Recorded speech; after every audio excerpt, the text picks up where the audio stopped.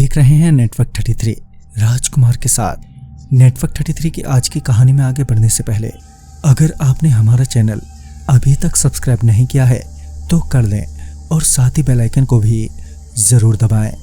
दोस्तों, अगर आपके पास भी ऐसी ही कोई कहानियां हैं तो हमारे साथ ज़रूर शेयर करें। हमारे इंस्टाग्राम आईडी पर इंस्टाग्राम आईडी है network_33, जिसका लिंक नीचे डिस्क्रिप्शन बॉक्स में दिया गया है। ऐसी ही और वीडियोस के लिए देखें इन डार्क। तो चलिए बढ़ते हैं आज की कहानी की ओर। उस रोज उपेंद्र वकेशन पर गांव आया हुआ था।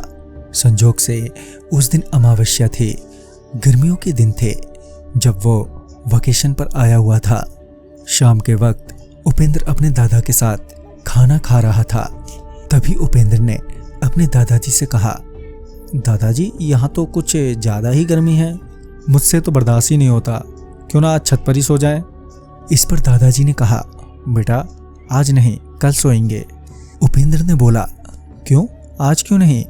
कि तभी दादाजी ने बताया कि बेटा आज के दिन अमावस्या की रात है, इसलिए आज के दिन खुले में सोना ठीक नहीं है, क्योंकि अमावस्या की रात सारी नकारात्मक शक्तियाँ अपने चरम सीमा पर होती हैं। साथ ही अपनी शक्तियों को बढ़ाने के लिए वो शिकार भी करती हैं।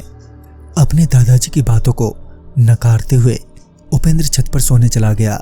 सोते समय उपेंद्र ने नकारात्मक शक्तियों को ललकारते हुए कहा, जो भी चुड़ैल डायन है, जिसको जो करना है कर ले, सुबह तक सबको पता चल जाएगा कि भूत प्रेत जैसा कुछ नहीं होता। उपेंद्र नकारात्मक शक्तियों को ललकारते हुए सो जाता है।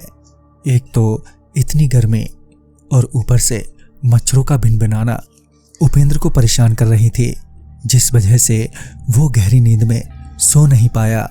तभी अचानक से उपेंद्र को ठंड लगने लगी और मच्छरों का भिनभिनाना भी अब बंद हो गया था। लिहाजन उपेंद्र चादर ओढ़कर लेट जाता है। धीरे धीरे ठंड इतनी बढ़ गई थी कि उसके बर्दाश्त से अब बाहर हो गई थी और उसकी आंख खुल गई। जैसे ही उपेंद्र उठा तो उसकी नज़र उसके बगल में लेटे हुए एक आदमी पर पड़ी, जो देखने में बेहद भयानक था। उसकी बड़ी बड़ी आंखें और शरीर एकदम नीला था। सबसे अजीब बात तो ये थी कि जो उसे सबसे ज़्यादा भयानक बना रही थी वो थी उसके सर पर बड़े बड़े 2 सींग। ये सब देखकर उपेंद्र बेहद घबरा गया था और उसकी सांसें भी अब थमसी गई थीं।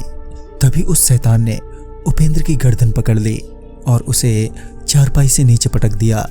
उपेंद्र लड़खड़ाते हुए उठा कि उस शैतान ने फिर से उसकी गर्दन पकड़ ली और उसे छत से नीचे फेंक दिया, जिस वजह से उपेंद्र के दोनों पैरों की हड्डियां टूट गईं।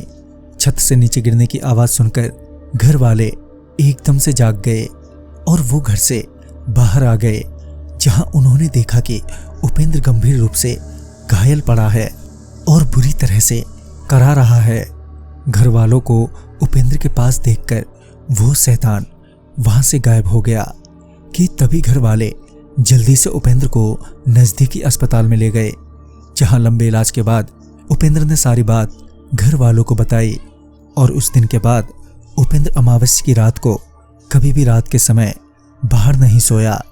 तो दोस्तों, कभी कभार हमें बड़े बूढ़ों की बात मान लेनी चाहिए, उसमें हमारी ही भलाई है, अन्यथा उसका अंजाम कुछ बुरा ही होता है, जैसा कि उपेंद्र के साथ हुआ था।